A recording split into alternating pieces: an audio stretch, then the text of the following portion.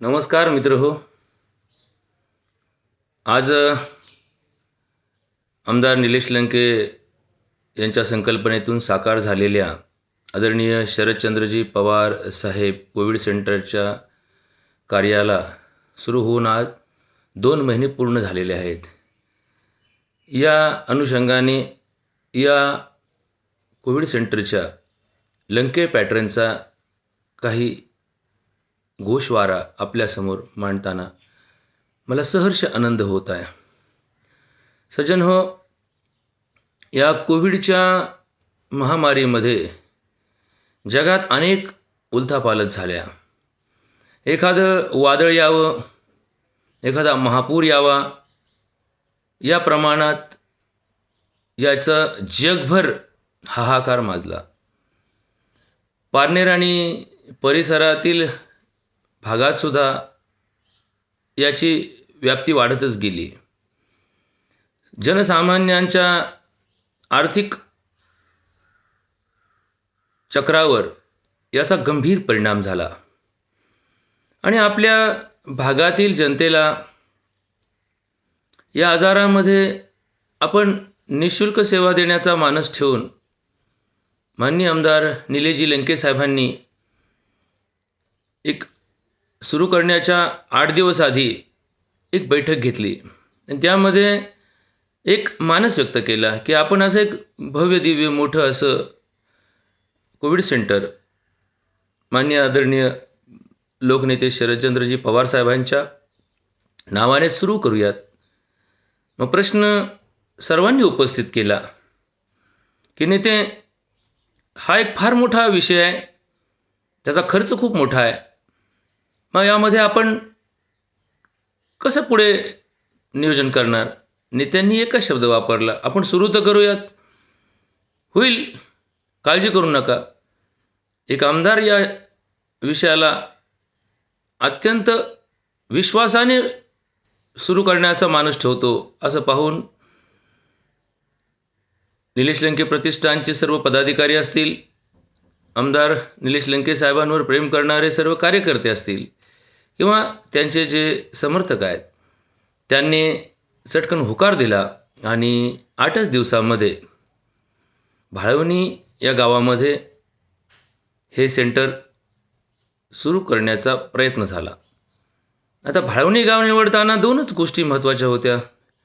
एक तर ते पारनेर नगर परिसरातील बाजारपेठेचं गाव आहे आणि त्या गावामध्ये भुजबळ परिवाराचं सुमारे 8 एकर क्षेत्रामध्ये 4 हॉल आणि 2 लॉन्स असा विस्तार असणारं भव्य दिव्य असं नागेश्वर मंगल कार्यालय आणि शताब्दी लॉन्स अशा प्रकारचं वास्तू आहे.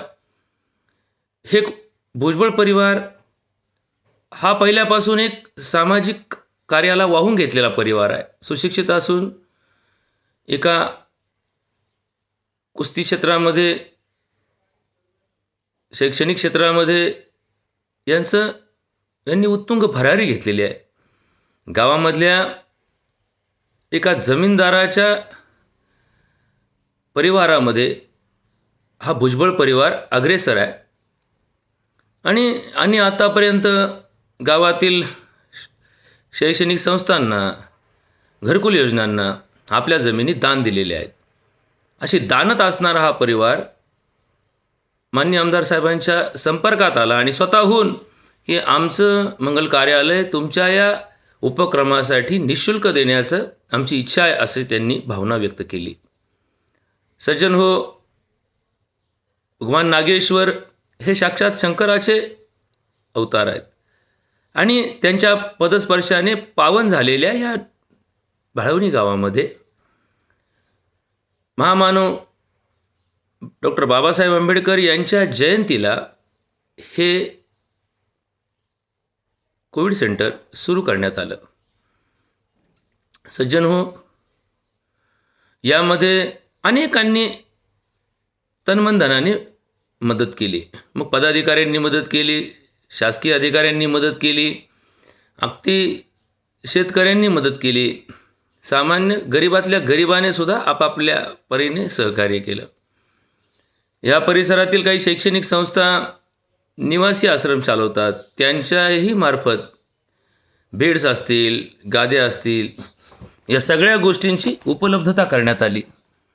आणि म्हणून हे सेंटर 1100 बेडचं सुरू करण्यात आलं. या सेंटरमध्ये 4 गोष्टी अत्यंत वाखाणण्याजोग्या आहेत. ते म्हणजे याचं नियोजन, दुसरं यामध्ये राबणारे कार्यकर्ते, तिसरं याला मिळालेली आर्थिक ताकद, आणि चौथं नेत्यांचा, आमदार साहेबांचा दूरदृष्टिकोन. या सेंटरमध्ये गेल्या 2 महिन्यात जवळपास 8700 रुग्ण दाखल झाले. यापैकी हजाराच्या जवळपास रुग्णांनी येथील ऑक्सिजन पुरवठ्याचा, ऑक्सिजन सहित असणाऱ्या बेडचा लाभ घेतला. यातील जवळपास 150 लोकांनी निसर्गोपचार पद्धतीचा अवलंब केला आणि उरलेल्या जवळपास 7,500 लोकांनी, 7,500 ते 7,600 लोकांनी या कोविड सेंटरमध्ये येथील प्रोटोकॉल फॉलो केला. सज्जन हो, या 2 महिन्याच्या काळखंडामध्ये या कोविड सेंटरच्या परिसरामध्ये एकाही रुग्णाचा मृत्यू झाला नाही. ही एक अत्यंत आश्चर्यकारक गोष्ट आहे. मग आता ही गोष्ट का निर्माण, कशा पद्धतीने आपण याच्यावर बोलू शकतो? एक नेत्यांचा समर्थक म्हणून, नेत्यांवर विश्वास म्हणून, हे सेंटर सुरू करण्याच्या आधीपासून नेते आणि मी संपर्कात होतो. नेत्यांना मी त्यावेळेस होकार दिला, ज्यावेळेस त्यांनी मला ही जबाबदारी घेण्याचं आव्हान केलं, की माझा अनुभव, माझं ज्ञान, माझं कौशल्य आणि माझ्या घरापासून जवळ असणारा वाळवणी परिसर म्हणून त्यांनी मला याबद्दल साकडं घातलं की आपण पूर्ण वेळ या सेंटरमध्ये कार्यरत राहावं. आणि मी त्याला चटकन होकार दिला. आणि म्हणून हे सेंटर सुरू होण्याच्या आधीपासूनचा मी साक्षीदार आहे. मग ही गोष्ट महत्त्वाची आहे की इथे नेमकं काय केलं जातं आणि काय आहे, म्हणून या सेंटरचं नाव आज जगाच्या पाठीवर प्रत्येक माध्यमांमार्फत घेतलं जातं. म्हणजे कोरोनाची युद्धाची जी बाजू आहे, कोरोना विषय ज्यावेळेस चर्चेला जातो त्यावेळेस निलेश लंके साहेबांचं नाव हे अग्रहक्काने घेतलं जातं. आमच्या या कोविड सेंटरची दिनचर्या फार महत्त्वाची आहे आणि उपचार पद्धती फार महत्त्वाची आहे. सकाळी सकाळी आमचा वेकअप राऊंड असतो. सकाळी 6 वाजता आम्ही लोकांना जागं करतो, उठवतो. जे झोपलेले आहेत त्यांना उठवतो, जे उठून बसलेले आहेत त्यांना तयार व्हायला सांगतो. या वेकअप राऊंडमध्ये आम्हाला 2 गोष्टीची जाणीव होते. एक तर जे उठले किंवा आमच्या या सांगितलेल्या सूचनेला प्रतिसाद देऊन ज्यांनी आपली आवरावरी सुरू केली, तोंड धुवायला लागलेत, शौचाला जाऊन आलेत किंवा हातपाय धुतलेत किंवा उठून बसलेत, तर यांची आरोग्याची बाजू आम्हाला लक्षात येते की हे स्वतःहून उठून बसलेत, यांना कुणी म्हणजे उठून धरून उठवलं नाही, याचा अर्थ यांची प्रकृती ठीक आहे, बरी आहे किंवा गंभीर नाही आहे, लक्षात येतं. आणि मग ज्यावेळेस एक 10-5 मिनटाच्या सूचनेनंतर आम्ही त्या हॉलमध्ये चक्कर मारतो, जी लोक आमच्या सूचना ऐकूनसुद्धा उठली नाहीत त्यांच्याकडे जाऊन त्यांच्या तपासणी करतो. सगळ्यात सुरुवातीची पहिली त्यांची दिवसाची तपासणी त्यांची होते की जे उठले नाहीत. मग का उठले नाहीत, तर कोणी सांगतं रात्री झोपणे लागली, कुणी सांगतं रात्री खूप खोकला आला, कुणी सांगतं रात्री खूप त्रास झाला, कुणी सांगतं थंडी ताप आला, कुणी सांगतं गळून गेल्यासारखं होतं, उठूशी वाटत नाही. मग आम्ही प्रायोरिटीवर प्रथमतः यांची ऑक्सिजनची पातळी पाहतो, यांची नाडी पाहतो, यांचं बी पी घेतो, यांची शुगर पाहतो किंवा यांच्याबद्दल काय तपासण्या योग्य आहेत त्यांची आम्ही तपासण्या करतो. मग ज्यावेळेस आमच्या लक्षात येतं की यांना लाक्षणिक चिकित्सेची गरज आहे, मग त्यावेळेस ताबडतोब त्यांचा उपचार तिथेच जागेवर करतो. ज्यावेळेस आमच्या लक्षात येतं की यांना आता ऑक्सिजन पुरवठ्याची गरज आहे किंवा यांना आता काही ट्रीटमेंट सलाईन वाटे इंजेक्शन वाटे देण्याची गरज आहे, तर त्यांना त्याप्रमाणे इलाज सुरू करतो. मग बरोबर 6:15 वाजता आमचा योगा सुरू होतो. योगामध्ये ही जबाबदारी संयुक्तरित्या पार पाडली जाते. आमच्या महिला आघाडीच्या प्रमुख राजेश्वरी कोठावळेताई असतील, शिरीष साळवे हे फिटनेस क्लबचे प्रमुख आहेत ते असतील, किंवा मी स्वतः एक आंतरराष्ट्रीय योग शिक्षक किंवा QCI प्रमाणित योग इव्हॅल्युएटर या नात्याने ही जबाबदारी आम्ही तिघंजणं पार पाडतो. मग ही कोण कोणत्या दिवशी घेणार, कोणता प्रकार घेणार, ह्याच्यासाठी आमची नेहमी एकमेकाशी हितगुज होत असते, सुसंवाद होत असतो. बऱ्याच वेळा आपण पाहतो की योगामध्ये संघर्ष असतो की एक योग शिक्षक दुसऱ्या योग शिक्षकाबद्दल नेहमी असा अनादर ठेवत असतो की मी फार सुंदर आहे, मी फार चांगलं करतो, मी जे सांगतो ते योग्य आहे, असा अहंकार बऱ्याचपैकी योगाच्या संस्थांमध्ये आपण पाहतो. पण इथे मात्र असं नाही. इथे एकमेकाला समजून घेतलं जातं, एकमेकाला समजून सांगितलं जातं आणि एक सुंदर अशा प्रकारे योगाची संकल्पना, संगीत योगा असेल किंवा प्राणायाम पद्धती असतील किंवा हलके फुलके सूक्ष्म व्यायाम असतील, सूर्यनमस्कार असेल किंवा काही आसनं असतील, की या पेशंटच्या शारीरिक अवस्थेला जे झेपेल, याच्या मनाला जेवढं सहन होईल अशाच पद्धतीने या प्रक्रिया आम्ही डेव्हलप केल्या आणि हळूहळू यामध्ये सुधारणा करत गेलो. सुरुवातीला कदाचित आम्ही यावरती जेव्हा सुरू केलं काम, तर काही लोकांनी त्यामध्ये अतिरेक दाखवला. काही पेशंटनी सांगितलं की एवढा वेळा आम्ही करू शकणार नाहीत. मग जेव्हा जास्त पेशंटनी आम्हाला कालावधीबद्दल सांगितलं की एवढा कालावधी आमच्याच्याने हे होत नाही, मग आम्ही कालावधीमध्ये बदल केले. असं करत करत करत हा या लंके पॅटर्नमधल्या योगाचा हा 2 तासाचा अभ्यास या रुग्णांच्या आरोग्यासाठी अत्यंत उपयुक्त असल्याचं आमच्या निदर्शनास आलं. मग आम्ही यामध्ये भक्ती मार्गामध्ये काही भजनं म्हणत, काही गीत गात, काही असे विनोदी पद्धतीने हे योगतंत्र त्यांच्यापर्यंत पोहोचवण्याचा प्रयत्न करतो. आणि ज्याचे खूप चांगले लाभ, म्हणजे बऱ्याच लोकांचा असं अनुभव आहे की आम्हाला सकाळी योगा केलं की दिवसभर बरं वाटतं, प्रसन्न वाटतं, की आमचा आळस झटकला, आता आमचं खोकला कमी झाला, आम्हाला आता डोकं दुखायचं कमी झालं, आमचं अंग दुखायचं कमी झालं.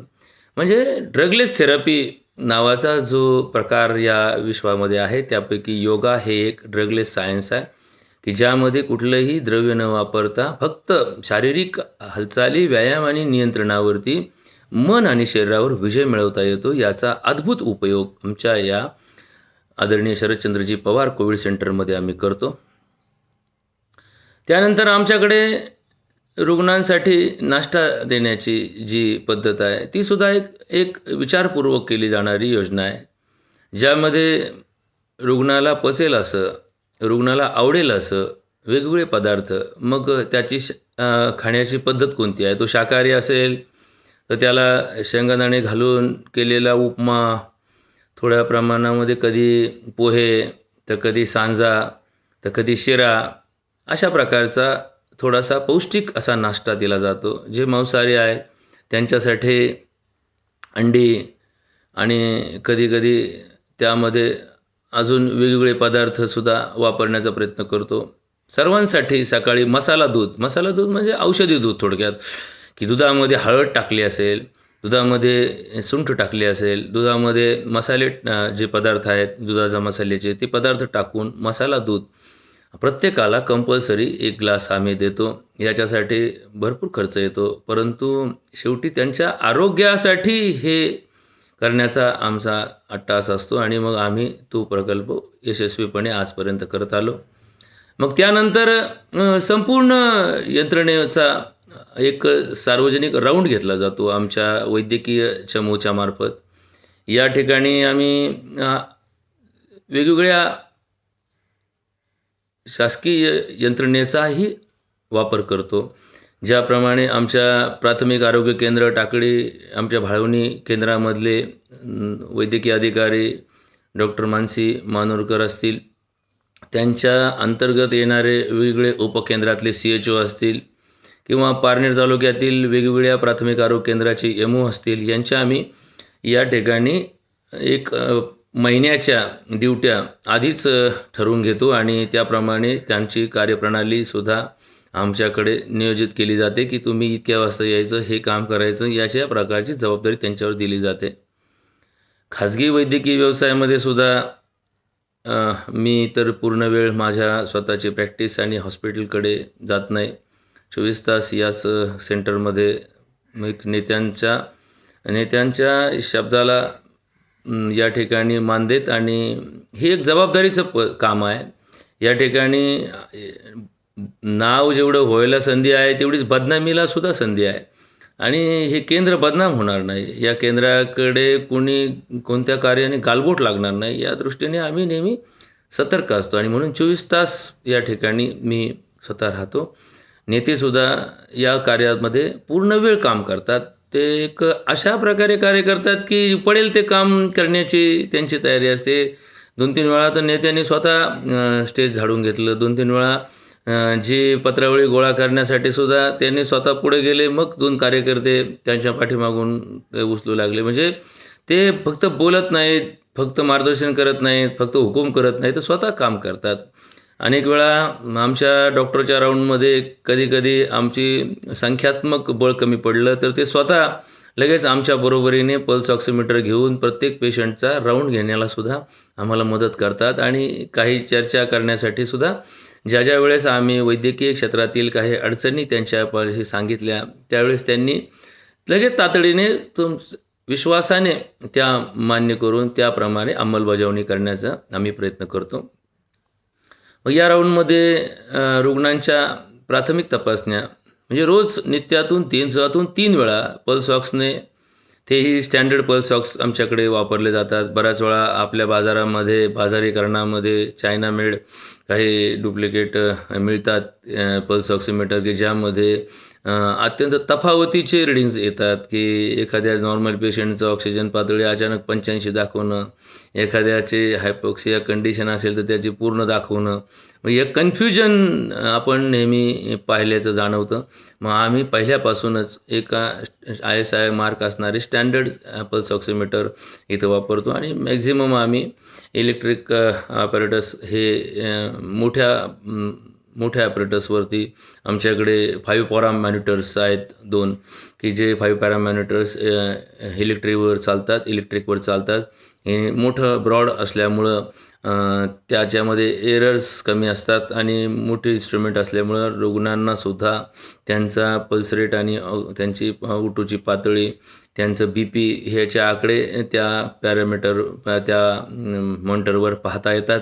आणि त्यामुळे एररलेस तो एक प्रकार असतो, की आपलं थोडं कदाचित दुर्लक्ष असू शकतं, पण पेशंटचं मात्र या सगळ्या गोष्टीकडं बारीक लक्ष असतं आणि मग त्यांच्याकडे ती गोष्ट आपल्या निदर्शनास जरी नाही आली तर त्यांच्या निदर्शनास येण्याला संधी मिळते. आणि म्हणून आम्ही बऱ्याच वेळा या मॉनिटरवरच या सगळ्या रुग्णांच्या तपासण्या करतो.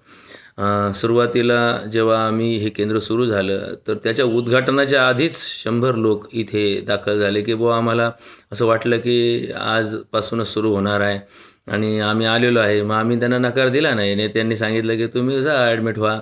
म्हणजे 14 तारखेच्या उद्घाटनाच्या आधीच लोक मुक्कामाला इथे येऊन थांबले होते आणि 2 दिवसातच आमचं हे पूर्ण 1100 बेडचं कोविड सेंटर पूर्ण गच्च भरलं. मध्यंतरीचा काळ जी त्याची गांभीर्याने आमच्या परिसरामध्ये या रुग्णसंख्येमध्ये वाढ होत गेली, त्यामध्ये तर काही दिवस आमच्याकडे 1200पर्यंत रुग्ण आमच्याकडे दाखल असायचे. मग 100 रुग्णांचा डिस्चार्ज आणि ॲडमिशन ट्रान्झिएंट पिरियडमध्ये तो दिवस जायचा. म्हणजे सांगायचं तात्पर्य काय की 100% ऑक्युपन्सी या कोविड सेंटरची 2 महिने राहिली. आणि या राऊंडमध्ये मग आम्हाला असं जाणवायचं की याची कोमॉर्बिडिटी कशी तपासायची, प्रत्येकाचं BP कसं तपासायचं. मग आम्ही इलेक्ट्रॉनिक BP ॲपरेटस आणले आणि मग आम्ही अनट्रेन स्टाफ जो असतो की जे आमचे निलेश लंके प्रतिष्ठानचे 100 कार्यकर्ते आहेत की डॉक्टर नाही आहेत, परंतु ते काही करायला तयार आहेत. आम्ही त्यांना थोडं थोडं ट्रेनिंग दिलं या बाबतीमध्ये. ताबडतोब तिथेच करा, पहा, बघा आणि करा अशा पद्धतीने ट्रेनिंग दिलं आणि त्यांनी मग त्या पद्धतीने आम्हाला सहकार्य केलं. मग आमचे निलेश लंके प्रतिष्ठानचे कार्यकर्ते की जे तसे व्यवसायाने डॉक्टर नाही आहेत, काही शेतकरी आहेत, काही इंडस्ट्रियलिस्ट आहेत, काही व्यापारी आहेत, काही दुकानदार आहेत, काही कुठे नोकरीला आहेत, काही एस टी खात्यामध्ये आहेत, काही शासकीय योजनेमध्ये वेगवेगळ्या ठिकाणी आहेत. या लॉकडाऊनच्या काळामध्ये सुट्टीचा सदुपयोग म्हणून त्यांनी या कोविड सेंटरमध्ये आणि नेत्यांवरचं प्रेम म्हणून वाटेल ते करण्यासाठी त्यांनी या सेंटरमध्ये अक्षरशः आपल्या स्वतःला झुकून दिलं आणि ते सुद्धा मग आम्हाला या सहकार्य करायचे. मग आता एवढ्या मोठ्या प्रमाणामध्ये रुग्णांच्या तपासण्या करताना मग आम्ही काही युक्त्या शोधल्या की एवढ्या सगळ्या लोकांची शुगर आपल्याला माहीत नाही आहे. मग आपण काय करायचो, सकाळी योगाचा सेशन ज्यावेळेस संपत आला की प्रत्येकाला युरिन स्ट्रीप वाटायचो, ज्याच्यावरती अल्ब्युमिन आणि शुगर हे तपासता येते. ती स्ट्रीप वाटायचो आणि मग ती स्ट्रीप त्यांना सांगायचो की तुम्ही जेव्हा लघवीला जाल त्यावेळेस याच्यावर लघवी पडेल अशा प्रकारची स्ट्रीप धरा आणि त्यानंतर लगेच ताबडतोब आणून आमच्या या वैद्यकीय चमूला दाखवा. मग ज्यांना त्याच्यामध्ये इंडिकेटर्स जे असतात त्याला चिटकवलेले त्याच्यामध्ये बदल झाले की कोणाला अल्ब्युमिन सापडायचं तर कोणाला शुगर सापडायची. मग अशामध्ये आम्ही सिलेक्ट करायचो. मग ज्यांची युरिन शुगर पॉझिटिव्ह दाखवली गेली त्यांना बाजूला घ्यायचो आणि मग त्यांच्या ब्लड शुगर करायचो. ज्यांचे अल्ब्युमिनचं प्रमाणच्या 3+2 4+ असं सापडायचं त्यांचे आम्ही RFTs करून घ्यायचो किंवा कोलेस्ट्रॉल करून घ्यायचो किंवा त्यांच्यामधील पुढील तपासण्या करून घ्यायचो. असं करून आम्ही यांचं आयसोलेशन केलं आणि मग त्यांच्यामध्ये आम्ही डिटेक्शन केलं की ह्यांना डायबिटीस आहे. त्याच्यापैकी आमच्या लक्षात आलं की 50% ग्रामीण भागातल्या लोकांना हेच माहीत नव्हतं की त्यांना शुगर आहे म्हणून. आणि मग ते म्हटले आम्हाला काही कधी तपासणी आले नाही, आम्ही कधी आजारी पडलो नाही, त्यामुळं आम्हाला काय माहिती आम्हाला शुगर आहे. मग आम्ही तातडीने त्यावरती अँटीडायबेटिक एजंट्स वापरायचो, त्यांना पथ्य सांगायचो. कोणाच्या रिनलमध्ये अल्ब्युमिन आलं युरिनमध्ये तर त्यांच्या RFTs करायचो, त्यांच्या इतर व्हॅल्यू पाहायचो आणि त्याप्रमाणे पुढील उपचाराला आम्हाला सोपं जायचं. मग आमच्या असं लक्षात आलं की एवढ्या रोज 1200 स्ट्रीप म्हणजे दिवसाआड 2 दिवसाआड आम्ही हा प्रयोग करायचो. एवढ्या स्ट्रीपची संख्या मग 1200 स्ट्रीपसाठी ते 10 बाटल्या 12 बाटल्या वापरायच्या. मग त्याची किंमत जवळजवळ 400 रुपये काय, मग 4000 रुपये हा खर्च. मग आम्ही काय केलं, एका स्ट्रीपच्या 2 स्ट्रीप अत्यंत कौशल्याने कापून त्या प्रत्येकाला अर्धी स्ट्रीप द्यायचो की ज्यावर सुद्धा इंडिकेटर चांगलं दिसतं. मग पुढे आम्हाला आमच्यातल्याच काही कार्यकर्त्यांनी त्या एका स्ट्रीपच्या 3 स्ट्रीप करून दाखवल्या आणि मग आम्ही त्या नंतर त्या सरावाने 3 स्ट्रीप एकाच्या करायचो आणि मग त्याप्रमाणे म्हणजे आमचा आर्थिक खर्च वाचायचा. आणि खर्च वाचवायचा काय उद्देश होता की एवढ्या मोठ्या प्रमाणामध्ये हा म्हणजे भंडारा असल्यासारखा कोविड सेंटरचा कारभार हाकताना आम्हाला बारीक गोष्टीकडे लक्ष द्यावं लागायचं. आणि मग त्या तपासणीमध्ये आम्हाला जेव्हा लक्षात यायचं की ह्या गोष्टी सापडल्या त्याच्या पुढच्या तपासण्या करायचो. मग आम्हाला सहकार्य होत गेलं. महालॅब नावाच्या शासकीय यंत्रणेतून आमच्या काही तपासण्या आम्ही रुग्णांच्या करून घ्यायला लागलो. त्यामध्ये CBC, CRP, LFT, RFTs किंवा काही कोलेस्ट्रॉलच्या व्हॅल्यू, लिपिड प्रोफाईल, थायरॉईड असे फंक्शन्स आम्ही तपासून घ्यायला लागलो, ज्यासाठी आम्हाला खूप चांगली मदत झाली, ज्याच्यातून आम्हाला त्या रुग्णांच्या कोमॉर्बिडिटीज सापडायला लागल्या. मग लक्षणामध्ये सुद्धा आम्ही त्याचे ग्रेड करायचो. Asymptomatic patient, mild symptomatic, moderate symptomatic, severe symptomatic. आणि ऑक्सिजन पातळीवर सुद्धा आम्ही त्यामध्ये लक्ष ठेवून असायचो की 95च्या वर ऑक्सिजन पातळी असणाऱ्या रुग्णांचं वेगळं स्वतंत्र आमच्याकडे यादी असायची. 95 ते 90 मधल्या ऑक्सिजनची यादी असायची, 90च्या खाली असणाऱ्यांची यादी असायची. आणि मग आम्ही स्वतः यामध्ये आमच्याबरोबर टाकळडोकेश्वरच्या रुरल हॉस्पिटलचे प्रमुख डॉक्टर लोंढे सर हे स्वतः म्हणजे PG आहेत, MBBS नंतर त्यांनी पोस्ट ग्रॅज्युएट केलेलं आहे आणि ते सुद्धा पूर्ण यामध्ये लक्ष घालायचे. त्यांच्याशी आम्ही चर्चा करायचो आणि मग त्या आयसोलेटेड त्या ज्या मॉडरेट टू सिव्हिअरच्या कंडिशनचे पेशंट्स आहेत त्यांच्याबद्दल आम्ही निर्णय करायचो. आणि मग एवढ्या जवळपास 8-9 हजार लोकांच्या आमच्या सेंटरमध्ये जास्तीत जास्त 200 ते 250 लोकं आम्ही दुसऱ्या हॉस्पिटलला रेफर केले.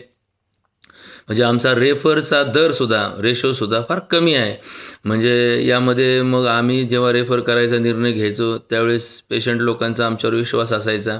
मग ते म्हणायचे आम्हाला इथंच राहू द्या, आम्हाला काय होणार नाही, आम्हाला तुमच्यावर विश्वास आहे. परंतु त्यांच्या सेवा देताना आमच्या मर्यादा आम्ही त्यांना समजून सांगायचो की इथे आमच्याकडे ICU नाही आहे, आमच्याकडे पुढील उपचारासाठी लागणारे यंत्र नाही आहेत, किंवा त्याच्यासाठी सतत त्याला स्वतंत्र ऑब्झर्वेशन करण्यासाठी अतिदक्षता विभाग नाही आहे. तर या दृष्टिकोनातून आम्ही त्यांचा पुढे रेफरन्स करायचो.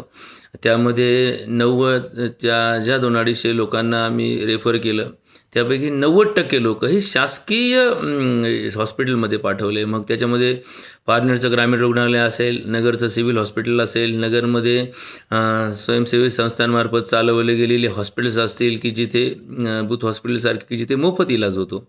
म्हणजे आमचा उद्देश यांना मोफत कशा पद्धतीने इलाज होईल, कारण शेतकरी आणि ग्रामीण भागामध्ये अर्थव्यवस्था पूर्ण कोलमडलेली आहे आणि एकेका माणसाला जर लाख रुपये घालायचं ठरलं तर ते त्या परिवाराचं त्याच्यामध्ये फार मोठं नुकसान आहे. आणि आपण जर त्याला शासकीय यंत्रणेचा लाभ देऊ शकलो तर त्याच्यासारखं भाग्य नाही, असं म्हणून आम्ही त्यांना पाठवायचो. एक 10% लोक की ज्यांनी स्वयं इच्छेने भावना व्यक्त केली की बाबा माझे खासगी हॉस्पिटलमध्ये जाण्याची तयारी आहे, किंवा ज्यांचे विमे आहेत, इन्शुरन्स आहेत, कॅशलेस फॅसिलिटी ज्यांना ज्या हॉस्पिटलला आहे त्या ठिकाणी सुद्धा आम्ही त्यांना कॅशलेस फॅसिलिटीमुळे पाठवायचो, आणि जेणेकरून त्यांच्यावर आर्थिक बोजा पडणार नाही. म्हणजे ही आम्ही आमच्या नेत्याची ही दूरदृष्टी की शक्यतो कोणाला खर्चात घालायचं नाही आणि याच्यासाठी निःशुल्क पातळीवरती कसं काम करायचं हे आम्हाला वारंवार त्यांच्या सूचना असायच्या. आणि आम्हीसुद्धा त्या दृष्टिकोनातून हे लक्षात घ्यायचो की ही एक आमच्यासाठी ईश्वराची पूजा आहे. हे जे लोक आहेत हे आमच्यासाठी एक ईश्वर आहेत आणि त्यांची पूजा, सेवा म्हणजे भगवंताची पूजा आहे. लोक पूजे करता एका दगडावरती 3 वेळा पाणी ओततात, 4 वेळा दूध ओततात, 10 वेळा पंचामृत ओततात, 50 वेळा डोकं टेकवतात. त्यापेक्षा तेवढाच वेळ जर या चालत्या बोलत्या देवांना जर दिला तर कदाचित ही व्यवस्था खूप सुंदर आणि या पृथ्वीवर स्वर्ग अवतरल्यासारखा भाग होईल, असं आमची भावना, आणि म्हणून आम्ही हे काम करतो. मग अजून याच्यामध्ये महत्त्वाची गोष्ट अशी असते की मग या सकाळच्या राऊंडमध्ये CHOs, MOs आणि आमचे काही खाजगी डॉक्टर्स की ज्यामध्ये आमचे पारनेरचे डॉक्टर बाळासाहेब कावरे असतील, आमच्या भाळवणी परिसरातील डॉक्टर रोकले असतील, डॉक्टर आव्हाड असतील, किंवा या नगर तालुक्यातील प्राथमिक आरोग्य केंद्राचे जे वैद्यकीय अधिकारी आहेत ते स्वयंस्फूर्तीने, मग डॉक्टर केदार असतील किंवा डॉक्टर पवार असतील, यांनीसुद्धा या ठिकाणी ज्या वेळेस शक्य आहे त्या वेळेस आम्हाला साथ दिली. भाळवणीच्या परिसरातील छोटे जी परिसरातील पेरीपेरीतली गावं आहेत त्याच्यातील सुद्धा डॉक्टरांनी आम्हाला रुग्णसेवेचं या ठिकाणी सहकार्य केलं आणि सुरुवातीला अत्यंत जबाबदारीनं या सगळ्या गोष्टी आमच्याकडनं होत गेल्या. मग पुढे एक अशी घटना घडली की नेते एक दिवस रात्री उशिरा, कारण ते नेहमी रात्री उशिरा घरी जायचे आणि सकाळी आवरून लवकर घरून यायचे, जेणेकरून घरीसुद्धा त्यांच्या अटॅचमेंट्स असायच्या. परंतु एक दिवस त्यांनी मुक्काम ठोकला कोविड सेंटरमध्ये आणि ती पोस्ट व्हायरल झाली आणि या जगात प्रत्येक मीडियावरती चर्चा सुरू झाली की हे काय आहे अद्भुत असं कोविड सेंटर की जिथे आमदार स्वतः झोपतो, स्वतः रुग्णसेवा करतो, स्वतः रुग्णाची शुश्रूषा करतो, स्वतः एक डॉक्टरच्याच प्रक्रियेमधला भाग म्हणून एक आरोग्य सेवेचा घटक म्हणून रुग्णांकडे सेवा देतो. आणि मग तिथून पुढे अनेक लोकांच्या आमच्याकडे ऑफर्स आल्या की आम्ही सेवा देतो. मग काही मेडिकल कॉलेजचे विद्यार्थी आमच्याकडे मागणी करू लागले, काही एक्सपर्ट्स आमच्याकडे येऊन काही तास काही दिवस आम्हाला सेवा देण्याचा मानस ठेवू लागले. मग आम्हाला यामध्ये अपेक्षेप्रमाणे सहकार्य लाभत गेलं आणि हा सगळा जगन्नाथाचा रथ ओढणं सोपं गेलं. मग दुपारच्या जेवणामध्ये या ठिकाणी सुद्धा आमच्याकडे 2-3 कॅटेगरी असतात की जे नॅचरोपॅथीची रुग्णव्यवस्था आहे ती पूर्णतः डीप डाएटवरती नाईस जे एक्सपर्ट्स आहेत की डॉक्टर विश्वरूपराव चौधरीजी, त्यांना BRC नावाने ओळखलं जातं. BRC पॅटर्न तवा आहे, त्याच्यामध्ये काही लोकांची जी व्यवस्था होते त्यामध्ये सुरुवातीला आम्ही फक्त त्यांना काही तास नारळ पाण्यावर ठेवतो, सकाळीपासून दुपारपर्यंत फळावर ठेवतो. म्हणजे जी काही चरकाचार्य जे फादर ऑफ मेडिसिन म्हटलं जातं त्यांची जी काही ज्वराची चिकित्सा आहे, लंघनम स्वेदनम कालो यवागो तिक्तकोरसा मलानाम पाचनानी सूर यथावस्थान क्रमेण वा, ही क्रमाक्रमाने केली जाणारी चिकित्सा आमच्याकडे इथे लंघनापासून त्या नैसर्गिक उपचारामध्ये आम्ही पाळली आणि चांगल्या प्रकारे त्या रुग्णांना त्याचे फायदे झालेले दिसले. कारण चरकाचार्याची ही सिद्ध चिकित्सा आहे, अनुभवी चिकित्सा आहे आणि ते आत्तापर्यंत चरकातला एकही शब्द, एकही तत्त्व किंवा एकही सिद्धांत चुकीचा ठरवता आला नाही आणि म्हणून ही पद्धत आमच्याकडे वापरली जाते. जे शाकाहारी रुग्ण आहेत त्यांच्यासाठी सात्विक आहार म्हणजे गावरान गाईचं तूपसुद्धा आम्ही त्यांना पुरवतो. मग काही गोड पदार्थ, मग आमच्याकडे चपात्या तयार करण्यासाठी मशीन आहे, कारण रोजचे 2000 सकाळी आणि 2000 संध्याकाळी एवढ्या लोकांची व्यवस्था आणि त्याच्यासाठी लागणारा एवढा सगळा कर्मचारी वर्ग, शिवाय त्यामध्ये कोविड असल्यामुळे संसर्गाची भीती, या अनेक गोष्टी एकत्र आहेत की जे आमच्याकडे सफाई कर्मचारी आहेत त्यांनासुद्धा त्यांच्या कोविड रुग्णांबरोबर शुश्रूषा करताना अनेक गोष्टींची रिस्क आहे. वैद्यकीय सेवा करणाऱ्यांना रिस्क आहे, केटरिंग चालवण्याला रिस्क आहे. यामधले इथली जी काही सेवा जे म्हणून स्वयंस्फूर्तीने देतात त्यांच्यासाठी हा एक रिस्की गेम होता. परंतु जिथे आमचा कर्णधारच, जिथे आमचा सेनापतीच हा 100% रिस्क घेऊन काम करतो, आमचे नेते पेशंटबरोबर संवाद साधताना त्यांच्या इतके जवळ असतात की त्यांच्याशी संपर्क करताना हस्तांदोलन करणं, त्यांना त्यांच्या पाठीवर थाप टाकणं, त्यांच्या चेहऱ्यावर हात फिरवणं, त्यांना विश्वास निर्माण करणं, या सगळ्या गोष्टी करताना 100% रिस्क त्यांच्या स्वतःच्या आरोग्याचे असतानाही ते आपला जीव धोक्यात घालून काम करतात. ही त्यांचा जो पॅटर्न आहे तो आम्हाला जास्त भावतो आणि मग आम्ही सगळेजणसुद्धा त्यांचेच फॉलोवर, त्यांच्याच या गोष्टीची फॉलो करतो आणि त्याप्रमाणे रुग्णसेवेमध्ये सुद्धा एक आदर, एक आस्था, एक भावना, एक आपुलकीची नातं निर्माण होतं आणि त्याचा सकारात्मक परिणाम रुग्णाच्या रिकव्हरीवर होतो. रुग्ण आनंदाने आमच्या या ठिकाणी आपल्या सेवा प्राप्त झाल्यानंतर लवकरात लवकर नीट होण्याचा जो पॅटर्न आहे तो आम्हाला निदर्शनास येतो. मग दुपारच्या जेवणानंतर थोडा वेळ वामकुक्षीसाठी वेळ दिला जातो, जेणेकरून त्यांना विश्रांतीची गरज आहे लक्षात घेऊन आम्ही 12 ते 2 वाजेपर्यंत, 3 वाजेपर्यंत त्यांना विश्रांती देतो आणि नंतर पुन्हा एकदा आम्ही छोटासा राऊंड आमचा घेतो की ज्यामध्ये दुपारच्या सत्रामध्ये लोकांना उठायला विनंती करतो. हे सगळ्यात महत्त्वाचं आहे की एवढा मोठा हॉल, मुळात हे भुजबळ मंगल कार्यालय जे नागेश्वर मंगल कार्यालय आहे याचा असा मध्ये कुठे खांब नसणारा जो हॉल आहे, हे हॉलच आमच्यासाठी एक फार मोठं म्हणजे एक आमचं साधन आहे या आरोग्यसेवेचं, की आमची नजर ही एकदम स्टेजवरून शेवटच्या टोकाच्या पेशंटपर्यंत जाते आणि आमच्या लक्षात येतं की इथे कोण आता झोपून आहे, कोणी सकाळी जेवण केलेलं नाही आहे, कोणी नाश्ता केलेला नाही आहे. मग ह्याच्यासाठी आम्ही आमच्या तर आरोग्य कर्मचाऱ्यांची मदत घेतोच, आमच्या निलेश लंके प्रतिष्ठानच्याही पदाधिकाऱ्यांची मदत घेतो, कार्यकर्त्यांची घेतो, आमच्या फॉलोअर्सची घेतो, पण शेजारच्या पेशंटची घेतो. एकमेकाची सावड की तुम्ही यांच्याकडे लक्ष द्या, हे तुमच्याकडे लक्ष देतील, याच्यातला जो गळेल ते दुसऱ्यांनी त्याची आम्हाला माहिती द्यावी. आणि ही फार एक सहकाराची भावना आमच्या पेशंट्समध्ये ग्रामीण भागातल्या असल्यामुळं लवकर रुजली आणि ती आत्तापर्यंत टिकून आहे. आणि त्यामुळे आम्हाला कोणाकडे निग्लिजन्स पार्ट किंवा दुर्लक्षाची बाजू आमच्याकडनं घडत नाही.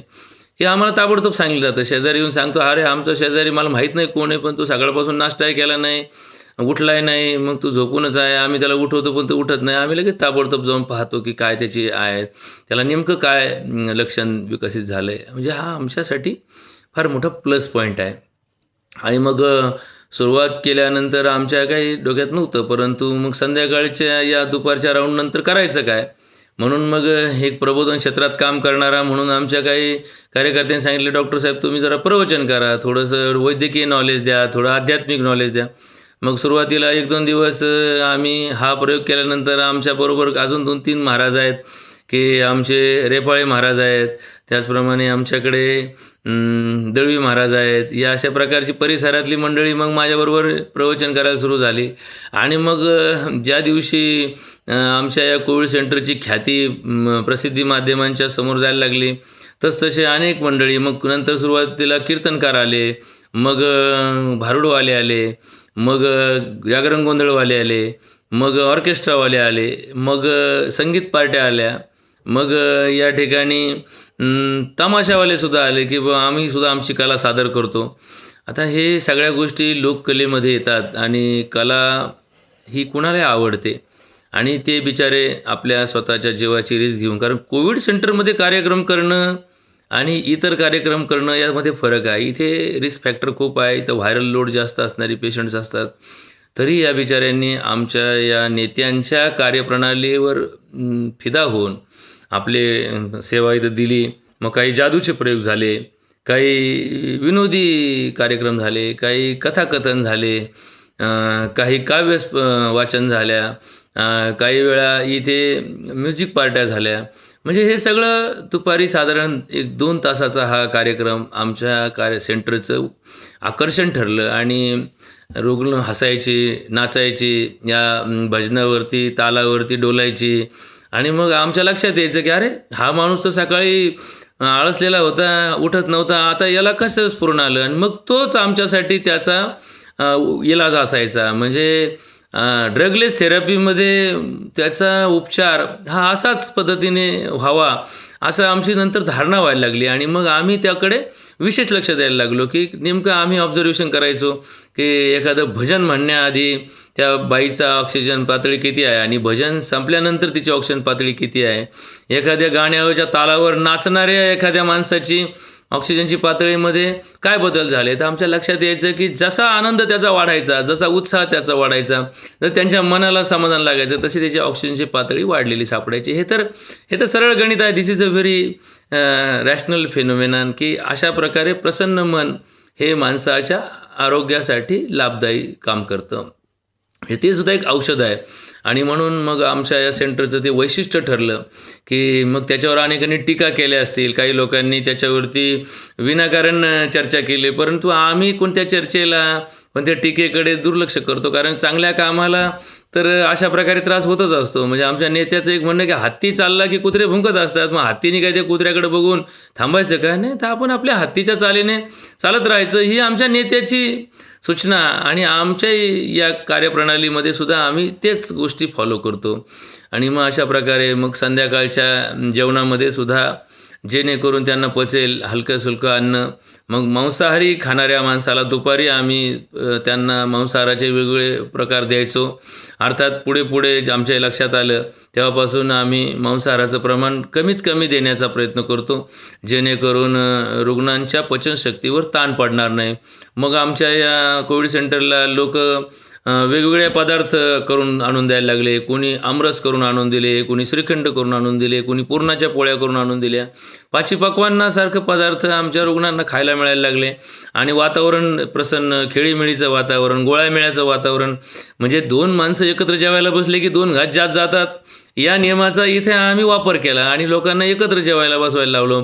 एक अंगत पंगत बसल्यासारखे लोक जेवायला लागली. एका 4-5 क्वाटचे लोक एकत्र बसून जेवायला लागली. याने काय झालं, संवादही वाढला आणि त्यांच्यामधली एक मानसिकता अटॅचमेंट झाली. त्याच्यामुळे त्यांच्या आरोग्याचे फायदे त्यांना जास्त लवकर व्हायला लागले.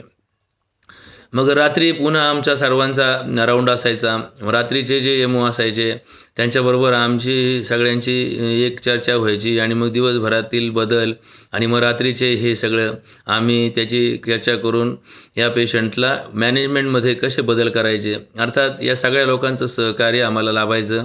अर्थात आता ह्यावरती काही चर्चा करण्याजोगं नाही, पण सगळेच लोक कामचुकार असतात असं नाही आहे आणि सगळेच लोक कामसू असतात असं नाही. आपण पाहतो जसं शिक्षण क्षेत्रामध्ये काही नॉन ग्रँटेड शाळेमधले स्वतःचे डबे घरी नेऊन निःशुल्क वर्षानुवर्ष काम करणारे शिक्षकसुद्धा पोटतिडकीने शिकवणारे आपण पाहतो. आणि लाख लाख रुपयाचा गबर पगार घेऊन मोठ्या पदावरती असल्याचा भास दाखवत आभासी काम करणारे आणि काम चुकारसुद्धा शिक्षक आपण पाहतो. तशाच पद्धतीने वैद्यकीय सेवेमध्ये सुद्धा की अनेक लोक सेवाभावाने आपल्या ठरवून दिलेल्या वेळेपेक्षा जास्त वेळ काम करणारे मेडिकल ऑफिसर्स आमच्याबरोबर आहेत. आणि काहीतरी निमित्त सांगून काम टाळणारे सुद्धा PPE किट, मग मला त्रास होतो, मग मला असं होतं, मी असं आहे तसं आहे, अशी नकारात्मक भूमिका घेणारे सुद्धा आम्ही पाहिले. परंतु शेवटी हा जगन्नाथाचा रथ ओढायचा म्हणजे सगळ्यांना सामावून घेण्याला महत्त्व आहे. आणि म्हणून जे करतील ते करतील, त्यांना बरोबर घ्यावं, जे टाळतील त्यांना समजून सांगावं, अशा मार्गाने आम्ही हा रथ ओढत गेलो आणि आजपर्यंत आम्हाला यश आलं.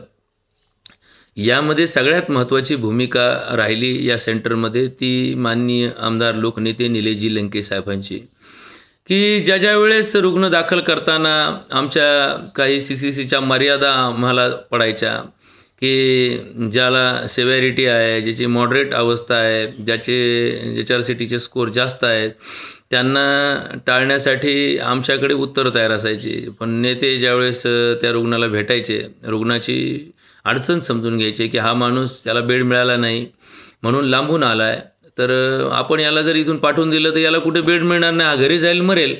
मग आम्हाला त्यामध्ये थोड्याशा बाबतीमध्ये समजून घ्यावं लागायचं. मग आम्ही त्यांच्या त्या विश्वासाने आणि त्यांच्या शब्दाला नकार देऊ शकलो नाही आणि मग आम्ही ते पेशंट दाखल करून घ्यायचो. सुरुवातीला असे 10-15 स्कोरवाले पेशंट आम्हाला दाखल करताना भीती वाटायची.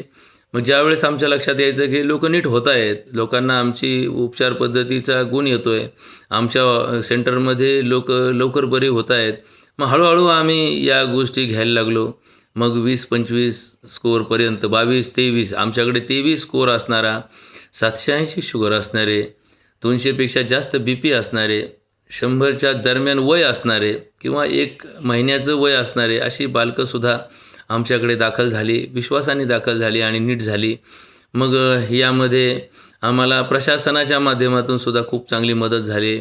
आमच्या तालुक्याच्या कार्यक्षम असणाऱ्या तहसीलदार देवरे मॅडम यांनीसुद्धा ऑक्सिजन पुरवठ्याबाबतीमध्ये अत्यंत जबाबदारीने काम केलं किंवा आमच्या सेंटरला मदत मिळवण्यासाठी वेगवेगळ्या संस्थांना आव्हान करणं, आमच्याकडे ऑक्सिजन कॉन्सन्ट्रेटरच्या मशीन उपलब्ध करणं किंवा प्रशासकीय पातळीवरून काही सिस्टरच्या, डॉक्टरांच्या किंवा सफाई कर्मचाऱ्यांच्या नेमणुका करणं, या कामाला त्यांनी प्राधान्य दिलं आणि त्याचे खूप लाभ आम्हाला या सेंटरमध्ये झाले.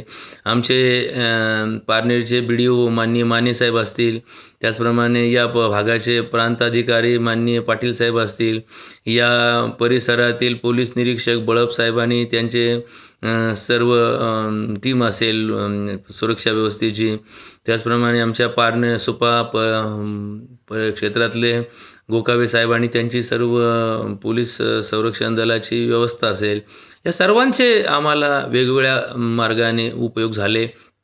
आमच्याकडे होमगार्ड व्यवस्थाही कार्यरत झाली, पोलीस मित्रही आमच्याकडे कार्यरत झाले आणि मग हा भंडारा आम्ही यशस्वीपणे चालवू शकलो. नेत्यांचं या ठिकाणी सगळ्यात महत्त्वाचं म्हणजे प्रत्येक कार्यक्रमाला स्वतः असणार, जे कलावंत आमच्याकडे आले त्यांचा स्वतः सत्कार करणार, ज्यांचे बर्थडे आहेत त्यांची आवर्जून स्टेजवरती वाढदिवस साजरे करणार, त्यांचा नामोल्लेख करणार, प्रत्येक कार्यकर्त्याच्या पाठीवर कौतुकाची थाप टाकणार. जर कोणी पाहुणे भेटायला आले आणि त्यांनी नेत्यांचा सत्कार करण्याची इच्छा प्रकट केली तर आमच्या आमदारांनी त्यांच्या गळ्यात कधीच हार तुरा घातला नाही. त्यांनी माफी मागितली. त्यांनी सांगितलं की माझ्याऐवजी माझ्या या कार्यकर्त्याला हार घाला, माझ्या या कार्यकर्त्याचा सत्कार करा, याला शाल द्या, याला श्रीफळ द्या, हे माझ्याऐवजी यांना द्या, हे आणि मी एकच आहे, यांच्या जीवावरच मी आहे. म्हणजे ही जी त्यांची भावना आहे ही खरं तर भावणारी आहे आणि यामुळेच त्यांचं संघटन कौशल्य खूप चांगलं आहे.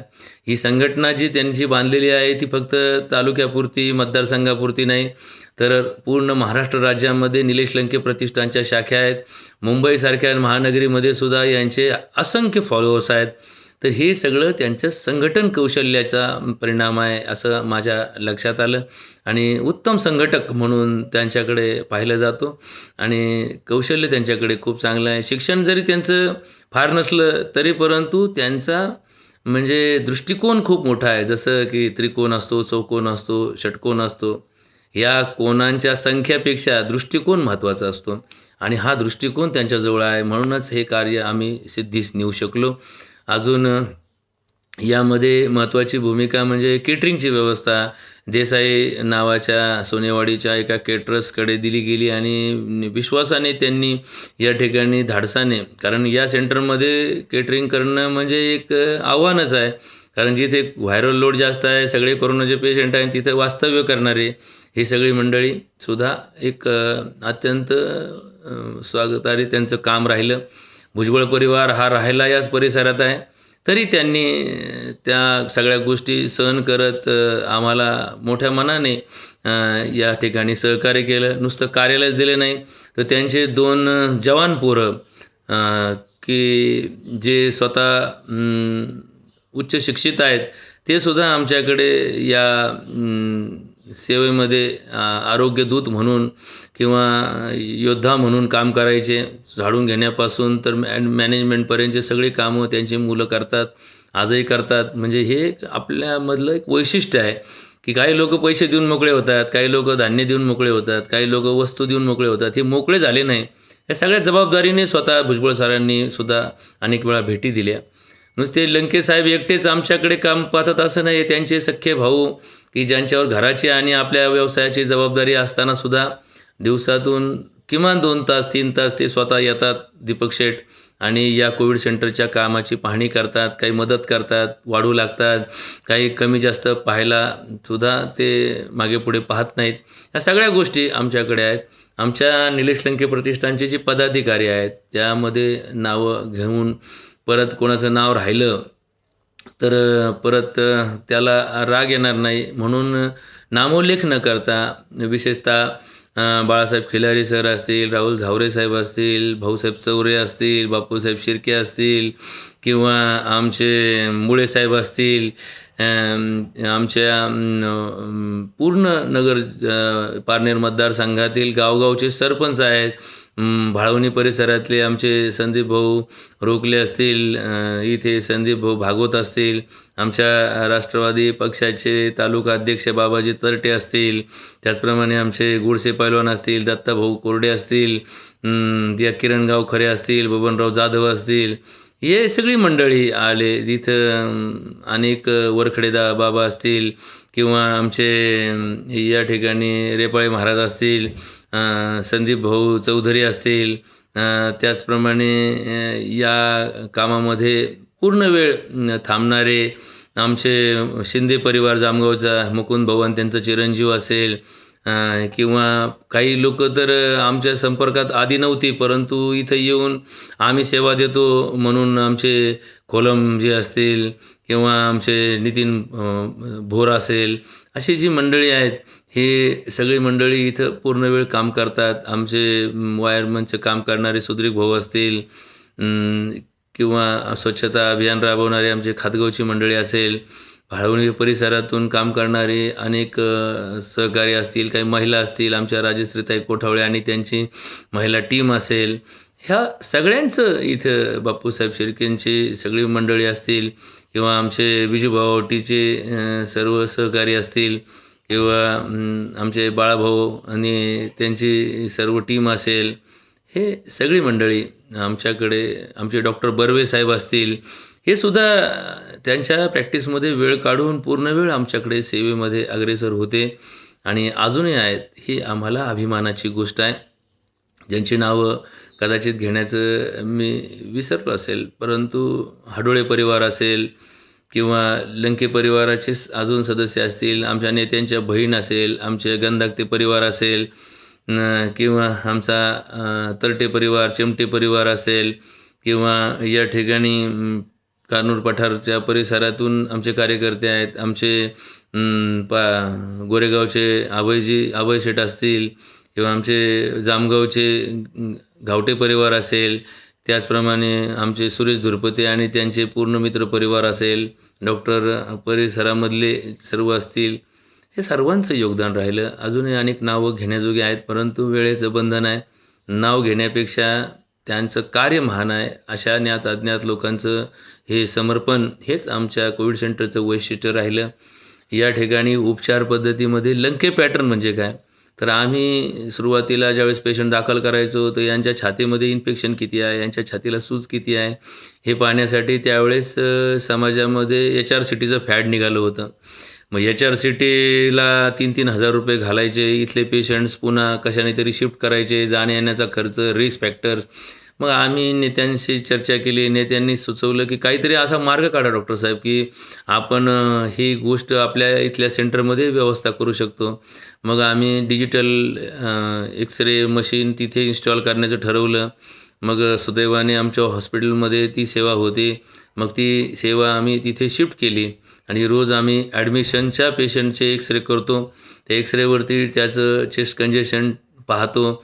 जर आम्हाला त्यामध्ये निर्णय घ्यायला अडचण आली तर आम्ही तो एक्सरे तज्ज्ञांकडे पाठवतो, नगर शहरामधल्या रेडिओलॉजिस्टकडे पाठवतो. तिथेही आम्हाला त्याचं फारसं समाधानकारक जर रिपोर्ट मिळाला नाही तर आम्ही पुण्यातील रुबी हॉलच्या रेडिओलॉजी आणि चेस्ट डिपार्टमेंटशी टायअप करून त्यांना ते एक्सरे पाठवतो आणि ऑनलाईन त्याचे रिपोर्ट्स आमच्याकडे माहितीसाठी घेतो. म्हणजे रुग्णांना मोफत जरी सेवा असेल तर अतिउच्च दर्जाची सेवा या कोविड सेंटरमध्ये मिळते.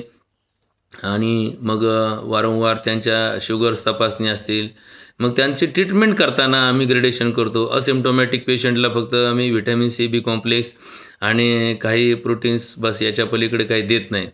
उगाच विनाकारण त्यांना अँटीव्हायरल किंवा स्टिरॉइड्सचा वापर करत नाही. आमच्याकडे अत्यंत कमीत कमी औषधाचा वापर केला जातो. जे माइल्ड सिम्प्टमॅटिक आहे त्यांनासुद्धा आम्ही अँटीबायोटिकचा फार जपून वापर करतो. शक्यतो त्यांना सिम्प्टमप्रमाणे काही गोळ्या, तेही पण रुग्णांचं काही प्लेसिबो ट्रीटमेंटसारखा प्रकारसुद्धा आम्ही वापरतो. होमिओपॅथीचे सुद्धा काही औषधं आमच्याकडे लोकांनी डोनेट केलेली आहेत, त्याचाही योग्य प्रमाणात वापर करतो. आयुर्वेदमधले सुद्धा काही लोकांनी आम्हाला आवर्जून काही औषधं आणून दिलीत, त्याप्रमाणे आम्ही योग्य पद्धतीने त्यांचाही नियोजनबद्ध वापर करतो. ॲझिथ्रोमायसिन, डॉक्सीसायक्लिन, डेफ्लेझोकॉड, मिथाइलप्रेडनिसोलॉन, डेक्झामेथॅझोन, पॅरासेटामॉल, B कॉम्प्लेक्स, नंतर ॲम्ब्रॉक्झॉल, कफ सिरप्स, डेक्स्ट्रोमेथॅझोन वगैरे हे या सगळ्या औषधांचा, अँटीॲसिड्स असतील, नंतर ॲसिड पेप्टिक डिसऑर्डरसाठी PP असतील, ह्या सगळ्या गोष्टी अत्यंत जपून आणि गरजेपुरत्याच आम्ही वापरतो. विनाकारण चला होता लोक डिमांड करतात. लोकांना आपल्या देशामध्ये विनाकारण औषधं खायची सवय आहे. हे तर आम्ही पहिल्यापासून सांगत आलो की माझं तर एक 35 वर्षाच्या प्रॅक्टिसमधलं एक मत आहे की या देशामधले 50% लोक विनाकारण गोळ्या खातात, 70% लोक विनाकारण इंजेक्शन घेतात, 90% लोक विनाकारण सलाईन घेतात आणि 95% लोक विनाकारण ॲडमिट होतात. तर ही जी आपल्या देशाला लागलेली सवय आहे हीच मुळात घातक आहे. अननेसेसरी औषधाचा वापर करणं. शेवटी न्यूटनचा एक सिद्धांत जो आहे ना, for every action there is equal and opposite reaction, तो सिद्धांत वैद्यकीय शास्त्रामध्ये सुद्धा आपण जाणला पाहिजे. फॉर एव्हरी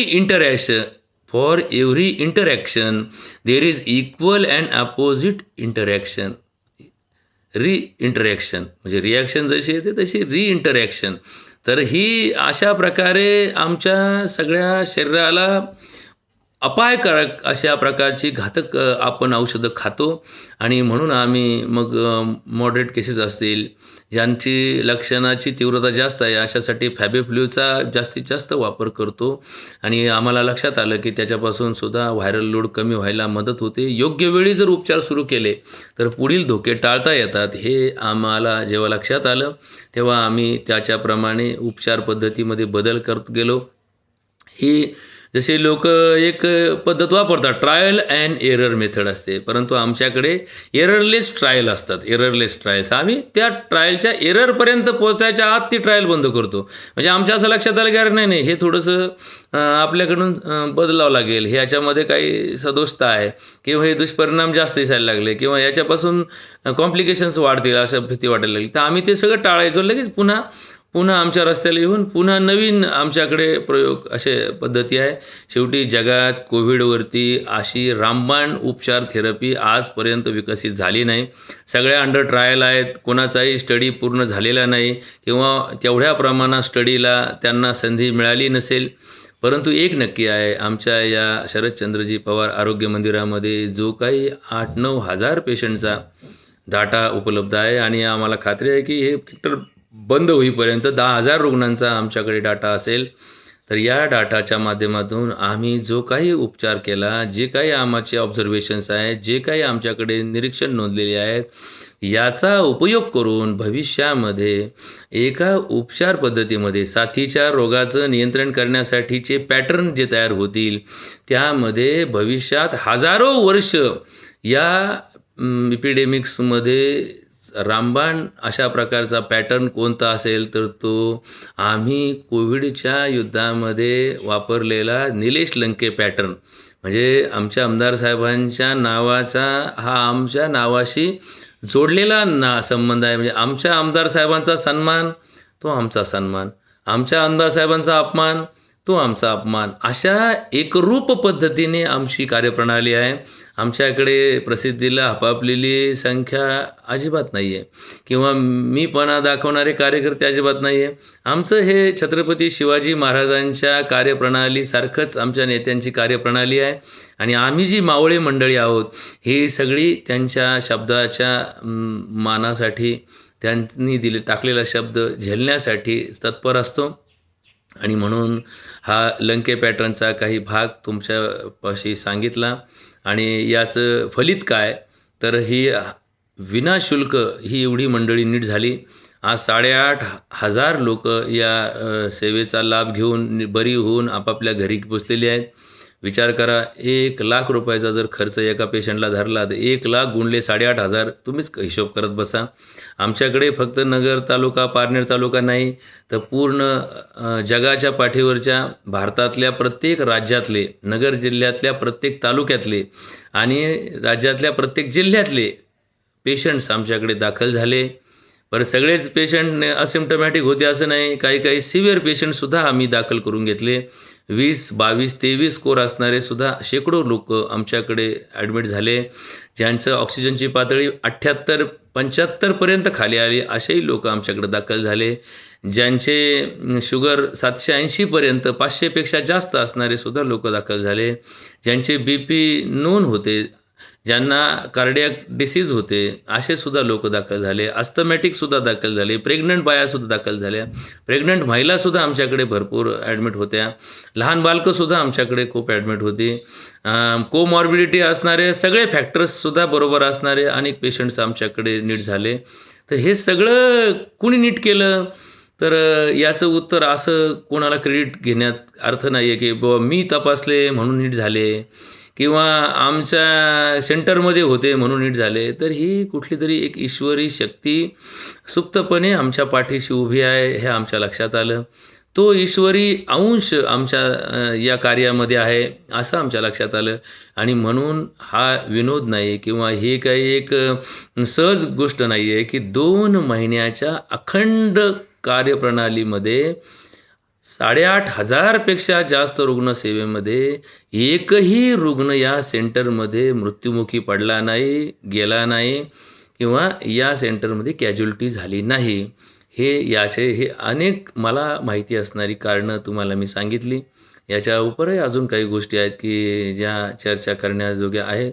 ऑक्सिजनसुद्धा आम्ही फार जपून वापरायचो. प्रोन व्हेंटिलेशनचा आम्ही इतका वापर केला की 12 तास प्रोन व्हेंटिलेशनवरती आमचा शब्द पाळून अनेक लोक थांबली आणि त्याचे लाभ झाले त्यांना. प्रोन व्हेंटिलेशनमध्ये तर इतकी अद्भुत अशा प्रकारची ताकद आहे की त्यांच्या ऑक्सिजनच्या पातळीमध्ये आणि त्यांच्या फुफ्फुसाच्या कार्यक्षमतेमध्ये जबरदस्त फायदे झालेले आम्ही पाहिले.